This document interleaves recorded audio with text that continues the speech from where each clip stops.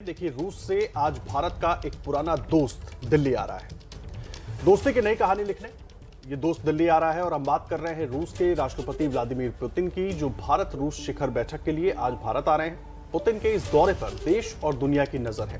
ऐसा क्या होने वाला है इस दौरे में, आपको दिखाते हैं इस खास रिपोर्ट में।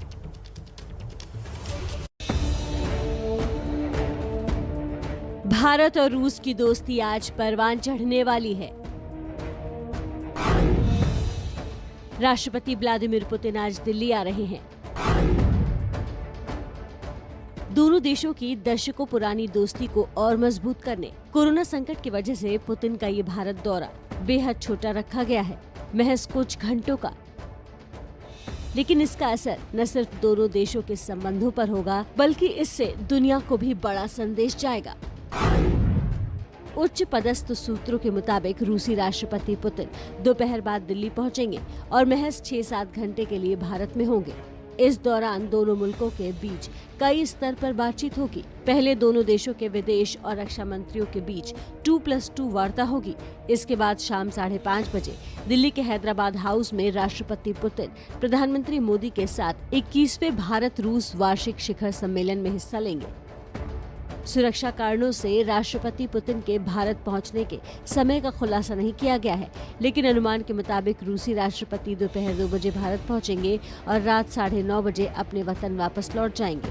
पुतिन के इस दौरे में कई अहम मुद्दों पर चर्चा होने वाली है। 7.5 लाख AK-203 असॉल्ट राइफल का भारत में उत्पादन, S-400 मिसाइल सिस्टम की समय पर डिलीवरी, 12 नई सुखोई 30 की डिलीवरी, नौसेना के लिए MiG-29 विमानों की नई खेप, 5000 Igla S shouldered fired missiles की खरीद, भारत चीन तनाव, अफगानिस्तान, आतंकवाद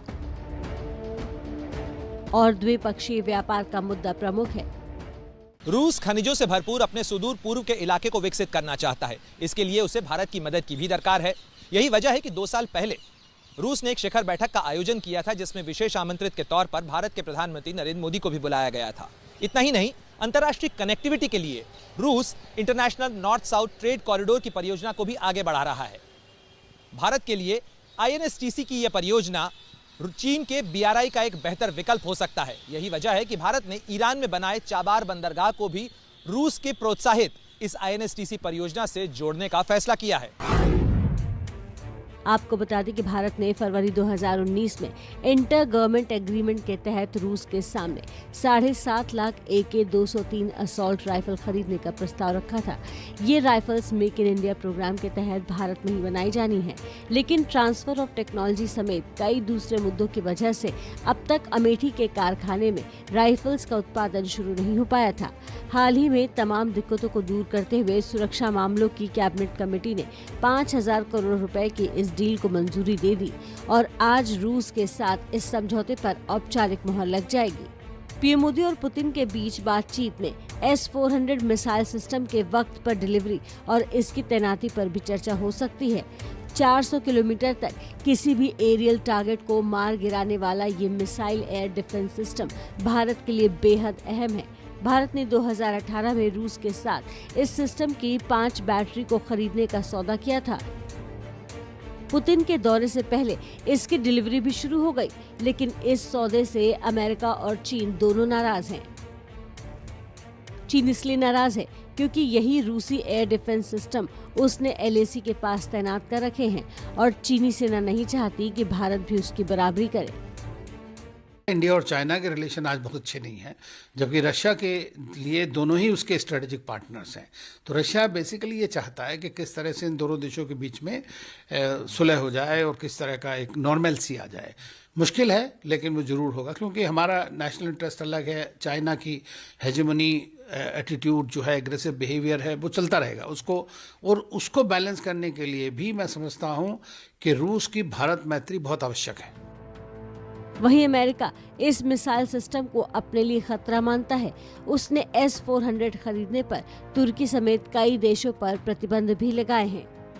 अमेरिका ये बिल्कुल नहीं चाहता कि भारत रूस से S-400 मिसाइल सिस्टम खरीदे, लेकिन फिर भी अमेरिकी ऐतराज को दरकिनार कर भारत ने रूसी मिसाइल सिस्टम खरीदने का फैसला किया है। रूसी राष्ट्रपति व्लादिमीर पुतिन की भारत यात्रा के दौरान इस सौदे को और मजबूती ही दी जाएगी। भारत का यह निर्णय न केवल अपने पुराने दोस्त को साधने की कवायद है, बल्कि रणनीतिक स्वायत्तता का भी ऐलान है। भारत का विदेश मंत्रालय यह पहले ही साफ कर चुका है कि भारत अपनी रक्षा जरूरतों और सैन्य खरीद के फैसले स्वतंत्र विदेश नीति के आधार पर करता है।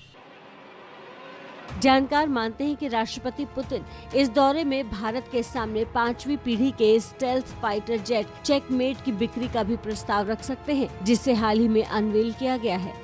भारत को लेकर रूस कितना संजीदा है, इसका पता इस बात से भी चलता है कि कोरोना के बाद पुतिन दूसरी बार विदेश दौरे पर निकल रहे हैं। इसके लिए इन्होंने भारत को चुना है।